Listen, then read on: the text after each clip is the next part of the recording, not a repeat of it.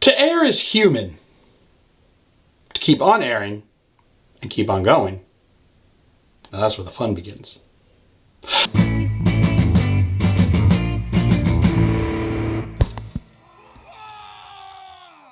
Welcome, ladies and gentlemen, to another Glacial Geek video. I am Phil, the Glacial Geek, and today I'm coming to you with a topic that I don't think gets talked a lot about, and it's kind of the kind of thing that gets lost in the shuffle of the world that we kind of live in this hobby. That if you're here watching me on YouTube, then you probably have some kind of hobby experience in the interwebs, either on Instagram, here on YouTube, on Facebook, wherever it might be. That you have experience seeing the works of people, seeing the tutorials that people put out. And these are all people that have been doing it for a long time, presumably, that have been doing a great job, and that they create beautiful pieces of art with their models, or are able to get it done in such a way that they look really cool to put on the tabletop. And at the end of the day, that's all awesome, because that's what we strive for. That's what we want to try to get to. But it becomes real easy to look at these and go, well, I'm not there. I can't do that. That's impossible for me to do. And we forget to realize that any skill, anything that we do is a process. And all of it means that we have to keep pushing ourselves and keep trying to learn the skills. No one is born out of the womb able to do non-metal metallics. No one is just introduced to paint and they can instantly wet blend into creamy blends that make everything look seamless. No one can do OSL without ever trying it. And the fact is that every single person, every single model that you see out there that looks like something that you would love to have done, that person worked at it. That person got to that point after a long time, probably years of hard work and dozens, hundreds, thousands of models that they painted, that they got to that point. And what I want to tell you to do is I want to tell you to mess up. I want to tell you to make mistakes. I want to tell you to make yourself vulnerable with your actions and your painting so that you can learn, grow, and become better. Here, take a look at this model. That's right. This model here, with the splotchy paint job, the thick paints just clogging up all the details, somehow both super thick and thin at places, with no real sense, eyes that are just black holes into the abyss. Yeah, that model right there, that's mine. I painted that model. It's one of the earlier models that I painted when I first got into the hobby back in the day, but I painted that. And am I embarrassed by this paint job? Absolutely not. Do I feel like this represents my painting abilities now? Absolutely not. But let me show you a model that I just painted recently. Yes, this is my Tech Marine, and I'm very proud of him. It took a lot of work, took a lot of effort. I really went hard on this one, and I wanted to make it work. I did layers, I did washing, and I did all sorts of work on this to try to get it to look really rad. And at the end of the day, I'm very proud of how it turned out. Is this where I started? No. Is this the first model I painted? God, no. But at the end of the day, this is what I can do now. And I would not have gotten from my, as my wife likes to call him, my melty cowman, to my Tech Marine without painting. And I would have not gotten to this Tech Marine without having painted that melty cowman. Because that melty cowman has one thing that you cannot deny. It has paint on it. And there was effort made to try to do things. I tried to do a urban camo. Did it work? No. But was it an effort? Yes. And I tried, and I worked, and I made it, and I was happy that it was painted. It was a model that went from gray plastic to fully painted, and it's good. I'm happy with that. And I'm proud of the fact that it got painted. I can do a better job now, but only because I've painted thousands of models since then. Only because I've worked at trying to learn different techniques. I've learned how to work with paints. I've learned how to get what I want in my head onto the model. But that only happens by making mistakes, by putting myself out there, by trying new things and challenging myself.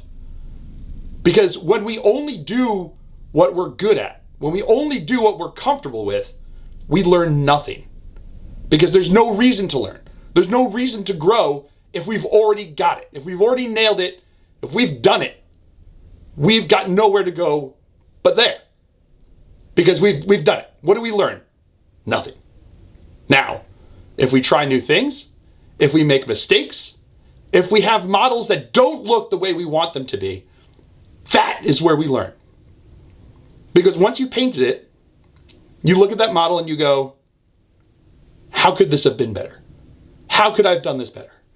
How could I have achieved the vision in my head on this piece of plastic or resin or metal, whatever it is? How could I have achieved that? And then we learn. And then we grow. And that's how we get better. We only get better by being uncomfortable. We only get better by living with that uncomfortableness, by being uncomfortable and learning to be comfortable with being uncomfortable. Because it puts us in a state where we can grow, where we can learn, where we can get better. I recently took up improv. It is nothing like anything else I've done in my life before. I have had nearly zero experience with performance. I've had absolutely zero experience with improv. And I've had essentially zero experience with comedy, unless you count laughing in these videos as comedy. And it's been difficult, but it's been amazing. And it's been so much fun. Because I put myself out there, I've put myself in a vulnerable place in these classes and these different rehearsals that I've gone to, and I've let myself learn. And I learned to separate my performance from me as a person. And that's what you need to do with your painting. This model that I paint is not me. It is something that I did. It is not me. So when I look at it and I go, how can I make this better? I'm not looking at it and going, how do I make Phil better? I'm looking at it and going, how do I make this model better? How do I make my paint job better? How do I make my techniques better? How do I work with the materials better? None of those things are Phil. All of those things are external to me. And the second you get into that mindset that this is not a reflection of me, it is simply a reflection of what has been done, then you can learn. Because you no longer get defensive. You no longer have to defend the Melty Cow Man and pretend like he's a Golden Daemon winner. Because in our heart of hearts, we want to defend ourselves. And if you take it personally, if you make these pieces about you, then you're going to get defensive and you're not going to learn. If you think that there's nothing you can do better, you will not learn. You have to be open to the fact that this is all technique, these are all skills that you can work on, that you can train, that you can get better at. And that you want to get better at. And that is why you need to try, that is why you need to fail, that is why you need to mess up. And you need to keep things like my Melty Cow Man, like I have, around to show you where you've gone and how you've progressed and how you've gotten better. Because you don't get from A to B without going along the pathway between the two. And you can only go along that pathway if you want to go. And you'll only get across that pathway if you go through the effort of going along that pathway. So go out there. Take that gray plastic model that you've been afraid to paint and paint it. And if it's good, who cares? If it's bad, that's actually better. Because you can now look at that model and go, hey, it's no longer bare plastic, so it's already better. And what can I learn from this? How can I make that next guy better? How can I make that next squad better? How can I make that next army better? Because if you want to get good, if you want to get better, then that's what you have to do. If you don't want to, I mean, that's your decision. That's what you want. And that's absolutely valid and okay to do. You know, someone tried to point out that I try to make it that you all have an option and it should all be painted. No, if you don't want to paint, you don't have to paint. But I think this lesson could be for literally anything you want to do. If you just want to get better at the game, go play a game and get your butt handed to you. Go play the game and forget all your rules. Go play the game and get something wrong. Go play the game and forget a model. Forget your point values. Look it up in the book over and over and over again. Until you don't have to. Until you get a draw. Until you get a win.